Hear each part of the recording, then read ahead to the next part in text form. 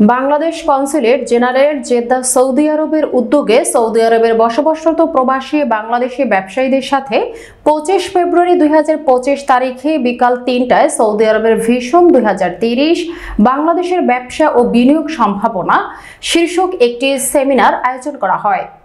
Saudi আরব Jeddah থেকে প্রতিনিধি জামাল হোসেন স্বপনের তথ্যচিত্রে বিস্তারিত। সেমিনারের উদ্দেশ্য হল বাংলাদেশ ও সৌদি আরবের মধ্যে দ্বিপাক্ষিক বাণিজ্যিক সম্পর্ক উন্নয়ন, দেশের রপ্তানি পণ্যের বাজার সম্প্রসারণ, রপ্তানি পণ্য বহুমুখীকরণ ও রপ্তানি বৃদ্ধি এবং বাংলাদেশে সৌদি বিনিয়োগ আকর্ষণ করা। সন্ধ্যায় সৌদি আরবের বিভিন্ন পেশায় নিয়োজিত প্রবাসী পেশাজীবীগণদের সাথে মতবিনিময় সভার আয়োজন করা হয়।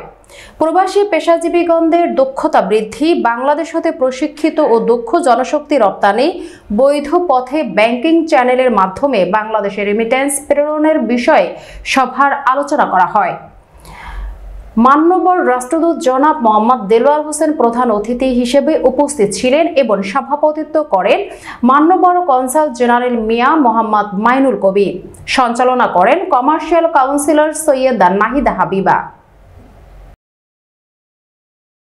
এটা হলো যে কারণ আপনারা সাফল্য অর্জন করলে এটা দেশের জন্য বেনিফিট আসবে এবং আমাদের এখানে দায়িত্ব রাষ্ট্রের এবং দেশের বেনিফিট।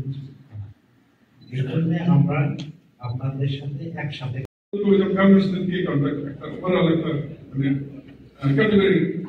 আমরা যদি লিস্টটা পাই তাহলে আমাদের জন্য সুবিধা হবে কাজ করার ক্ষেত্রে। আর আমার যে অনুরোধ স্যারের কাছে strongly depends on religious and cultural ties. আমরা পরিচিত ছিলাম, যদিও আমাদের কষ্টে অর্জিত অর্থ এখানে যারা বড় বড় আছে অনেক ফ্যাক্টরি মালিক এবং বড় বড় এখানে ইন্ডাস্ট্রি মালিক আছেন, ওনারা সবাই আমরা কিন্তু সৌদি আরবে কিন্তু সাধারণ বিষয় এসেছি।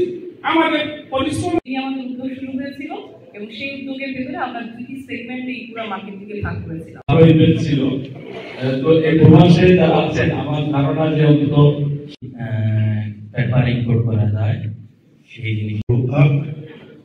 শহীদ রাষ্ট্রপতি জিয়াউর রহমান 1977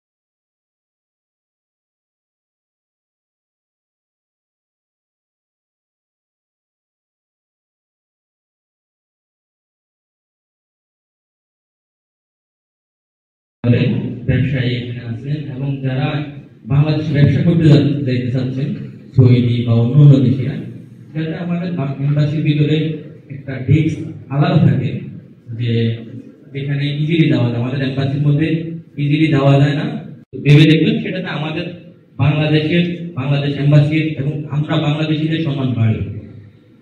তো আমার বেশি কিছু বলার নাই।